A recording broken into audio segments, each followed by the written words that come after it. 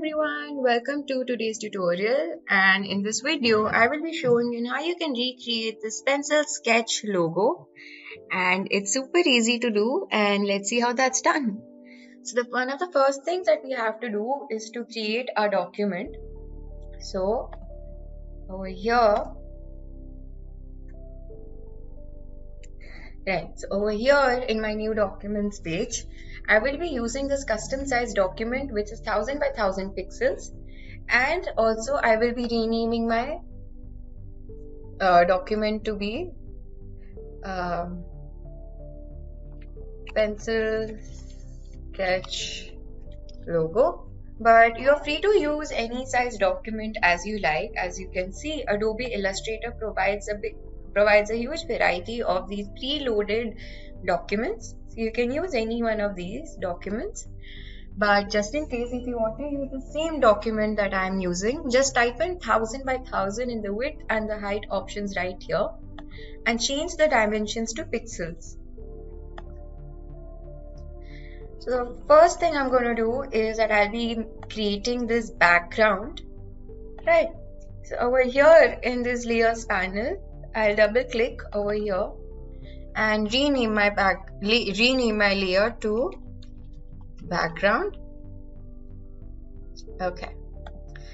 So what I'm going to do now is that I'll be using the rectangle tool to make the first background, and I do not require the stroke. So, and I'll just select my document, click on my document once, and this box comes up. So the background has to be the exact same size of our document. Our document size was 1000 by 1000 pixels, and I'll click on OK. And I'll just drag my mouse and this onto our document like that. So now I'll be adding a gradient to our document. So I'll be using this gradient tool right here. I'll be using the radial gradient, and I'll go ahead and also change the colors of this gradient slider. As you can see, by default our gradient is from white to black. So let's go ahead and also change that. So I'll be clicking on the white one and choosing a light shade of gray, and in the darker one over here in this black, I'll be choosing a darker shade of gray like this, and go ahead and also close this. Okay. So once that's done, I'll go ahead and also make another background.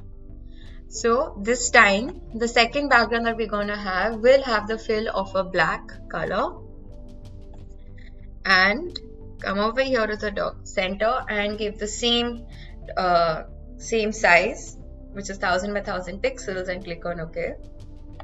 I'll go ahead and also bring it right here to the middle. So what I'm going to do is that I'll be giving it a effect in this black one right here. So this black square that we just created, as you can see, it's already selected. So go to effect, come down here to the sketch option and click on the note paper option right here. So as you can see that the image balance is 0, and the graininess and the relief I have extended to the fullest over here, and we go ahead and click on OK. And like that. Once that's done, I'll be going over here to this transparency panel, and over here in this blending mode, I'll click on multiply, and this usually takes a little time. And once that's done, I'll bring the opacity down from 100% to 70% and click on enter.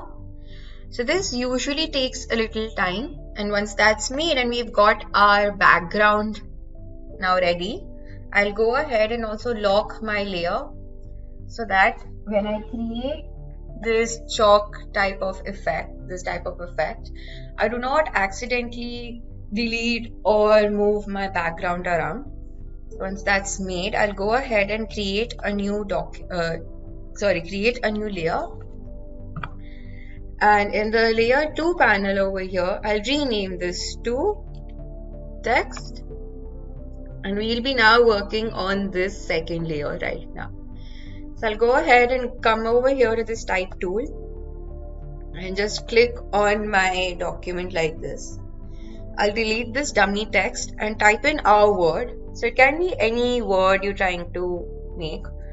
So I'll be typing out the word chalk like that.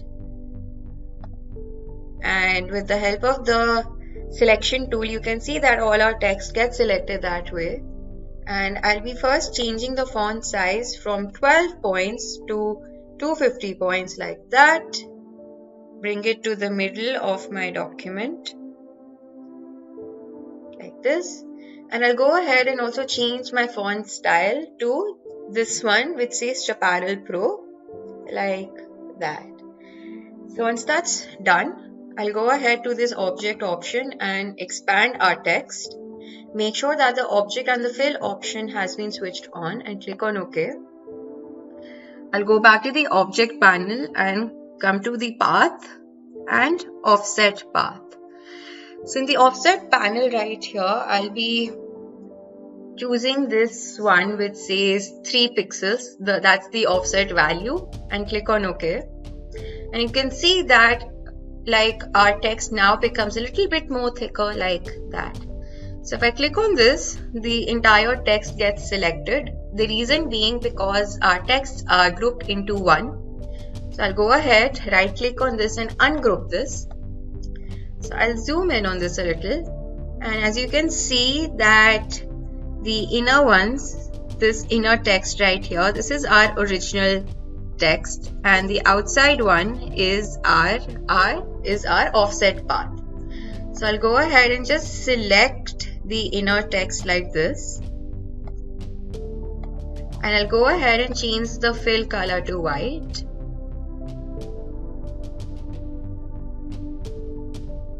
And now that just the inner portion is selected, right, I'll go ahead and also group them together. I'll just select them again. So to group them, I'll go to Object and click on this option, Group, like that. So now what I'm going to do is that I'll just select the outer ones, the outer offset path like this carefully, so that I haven't selected the inner ones as of now. And I'll go ahead and also group them together. And while my outer one is still selected, I'll click on Ctrl C and Ctrl V to make another copy out of it. I'll just change the position of this and right click on this and send it to back. To do that, I'll go to Arrange and say Send to Back like that. And as you can see, this you can just readjust them a little. So I'll be giving it a 3D effect, right? So like that. So I'll go to the blend option next. Double click on this. In the spacing, I'll be choosing specified steps, and the specified steps is going to be 80. I'll go ahead and click on OK. So I'll click the outer portion of our text and this inner portion of our text like that. And as you can see, a 3D effect is now made. So I'll just select the offset path again. Go to Object, expand this, click on OK. Come over here to this Pathfinder panel, which is right behind this Layers panel, and I'll unite them together.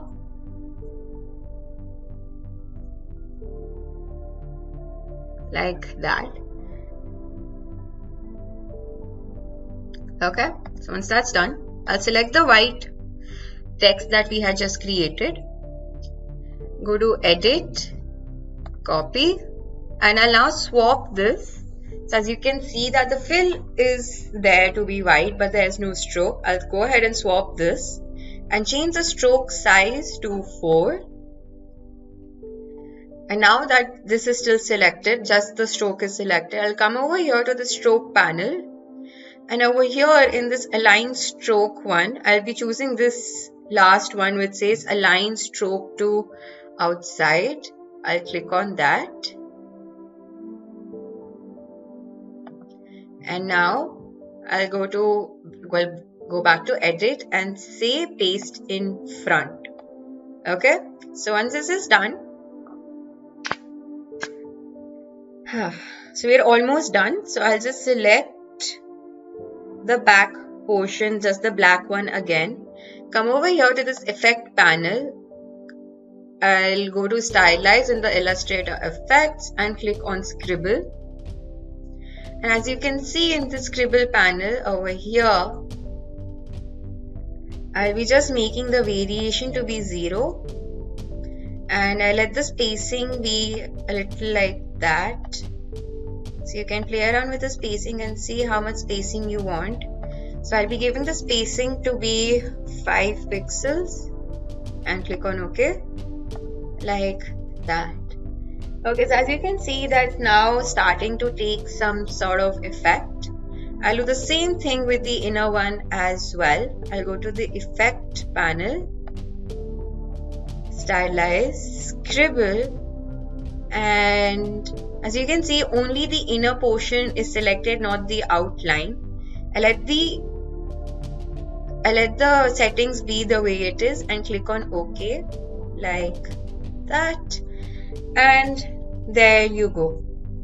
Our pencil sketch logo is now made. So now you can go ahead and also save our document. In order to do that, we'll be going to File, clicking on Save As.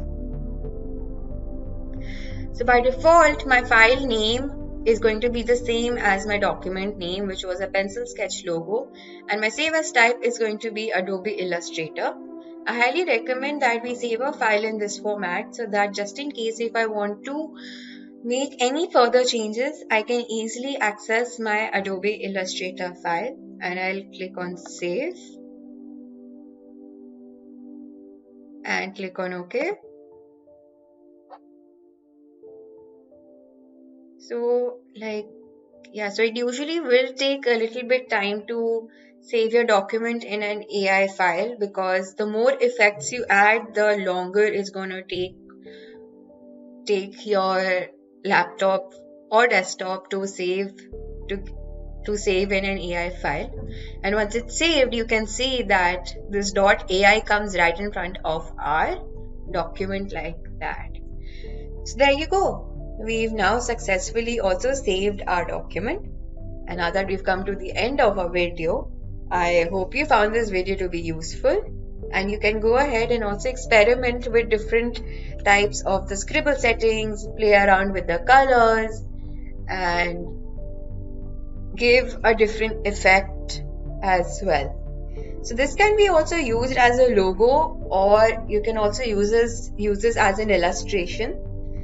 And that's about it. So thank you for watching and stay tuned for more.